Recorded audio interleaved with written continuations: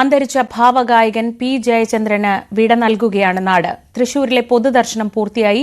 പ്രിയ ഗായകന് അന്ത്യാഞ്ജലി അർപ്പിക്കാൻ നിരവധി പേരാണ് എത്തിയത്. പൂങ്കുന്നത്തെ വീട്ടിലും സംഗീത നാടക അക്കാദമിയുടെ റീജിയണൽ തിയേറ്ററിലും പൊതുദർശനം നടന്നു. നാളെ പറവൂർ ചേന്നമംഗലത്താണ് സംസ്കാരം. ഡാനി പോൾ വിവരങ്ങളുമായി.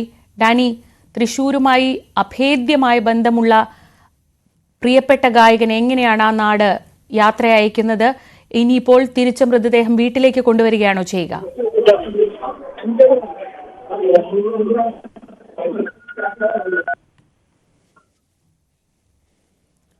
ഇന്നലെ രാത്രിയാണ് മലയാളികളുടെ പ്രിയപ്പെട്ട ഗായകൻ പി ജയചന്ദ്രൻ വീട്ടിൽ കുഴഞ്ഞു വീണതിനെ തുടർന്ന് ആശുപത്രിയിൽ എത്തിക്കും മുൻപ് മരിച്ചത്.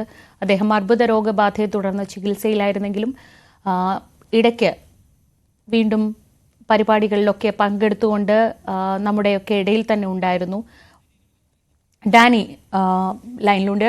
ഡാനി, ഞാൻ നേരത്തെ ചോദിച്ചത് അദ്ദേഹത്തിന് തൃശ്ശൂരുമായുള്ള ബന്ധം മുറിച്ചു മാറ്റാൻ പറ്റാത്ത ഒന്നാണ്. അദ്ദേഹത്തിൻ്റെ പ്രിയപ്പെട്ടവരെല്ലാം ഇന്ന് അവിടെ കാണാൻ എത്തുകയും ചെയ്തിരുന്നു, അദ്ദേഹത്തിൻ്റെ പ്രിയപ്പെട്ട തട്ടകത്തിലേക്ക്. ഇനി എന്താണ് ഇന്ന് ക്രമീകരിച്ചിട്ടുള്ളത്? തിരിച്ചു മൃതദേഹം വീട്ടിലേക്ക് കൊണ്ടുപോവുകയാണോ ചെയ്യുക?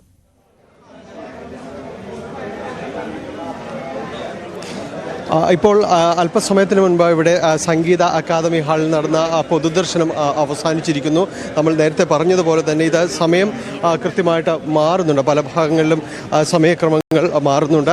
അപ്പോൾ ഇപ്പോൾ 1 മണിയോടുകൂടിയാണ് ഇപ്പോൾ ഈ പൊതുദർശന പരിപാടികൾ അടക്കം ഇവിടെ പൂർത്തിയായത്. ഇതിനുശേഷം ഇപ്പോൾ പലരും തന്നെ ഇതുമായി ബന്ധപ്പെട്ടുകൊണ്ട് സംസാരിക്കുകയും കാര്യങ്ങളും എല്ലാം തന്നെ ചെയ്യുകയാണ്. സിപി മലയിൽ ഇപ്പോൾ സംസാരിക്കുകയാണ്. ഗായകനായിരുന്നു ജയേട്ടൻ. ഗാനഗന്ധർവനും ഭാവഗായകനും ഒരേ കാലഘട്ടത്തിൽ മലയാളികളുടെ ഏറ്റവും വലിയ ആസ്വാദ്യതയ്ക്ക് ഹരം കൂട്ടിയ ആൾക്കാരാണ്. ജയേട്ടൻ പാടിയ പാട്ടുകൾ ഓരോന്നും മലയാളികളുടെ ഹൃദയത്തിൽ ഏറ്റവും സ്പഷ്ടമായിട്ട് ഉണ്ട്, ഇപ്പോഴുമുണ്ട്, ഇനിയും നമ്മൾ കേൾക്കും. ജയേട്ടൻ മാഞ്ഞുപോയെങ്കിലും അദ്ദേഹം പാടിയ ഓരോ പാട്ടുകളും നമ്മുടെ ഹൃദയത്തിൽ എന്നും ഉണ്ടാവും. അദ്ദേഹത്തിൻ്റെ വിയോഗത്തിൽ വ്യക്തിപരമായിട്ടുള്ള എൻ്റെ എല്ലാ ആദരാഞ്ജലിയും അർപ്പിക്കുന്നു. സംവിധായകൻ സിബി മലയിലാണ് സംസാരിച്ചത്. ഡാനി തുടർന്നോളൂ. സംസാരിച്ചത് അങ്ങനെ പലരും തന്നെ പല പ്രമുഖ വ്യക്തിത്വങ്ങളും ഇവിടെ വന്ന് മടങ്ങുകയാണ്. ഇവിടെ ഏതാണ്ട് 3 മണിക്കൂറോളമാണ് ഇവിടെ പൊതുദർശനം ഉണ്ടായിരുന്നത്. നമ്മുടെ സിനിമ, രാഷ്ട്രീയ, സാംസ്കാരിക മേഖലയിലെ നിരവധി പ്രമുഖർ ഇവിടെ വന്ന് അന്ത്യാഞ്ജലി അർപ്പിച്ച് മടങ്ങുന്നു.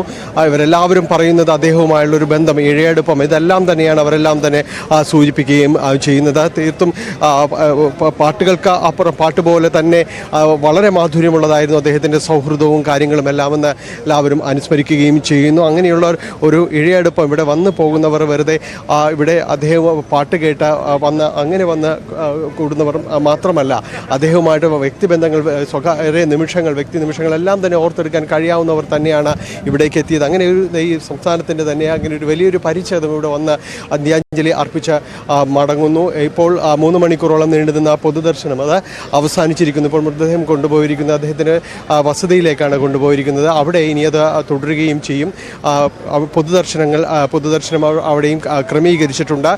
നാളെ രാവിലെ 8 മണിയോടുകൂടിയായിരിക്കും തൃശ്ശൂരിൽ നിന്ന് അദ്ദേഹത്തിൻ്റെ ജന്മഗൃഹമായ പറവൂരിലെ, എറണാകുളം പറവൂരിലെ ചേന്ദമംഗലത്തുള്ള പാലിയത്ത് തറവാട്ടിലേക്ക് കൊണ്ടുപോവുക. 8 മണിയോടുകൂടി അവിടെ ഭൗതിക ശരീരം എത്തിക്കും. 3 മണിക്കാണ് സംസ്കാര ചടങ്ങുകളടക്കം നിശ്ചയിച്ചിരിക്കുന്നത്. ഈ സമയം അത്രയും അദ്ദേഹത്തിന് അന്തിമോപചാരം അർപ്പിക്കുവാനുള്ള സമയം ക്രമീകരിച്ചിട്ടുണ്ട്.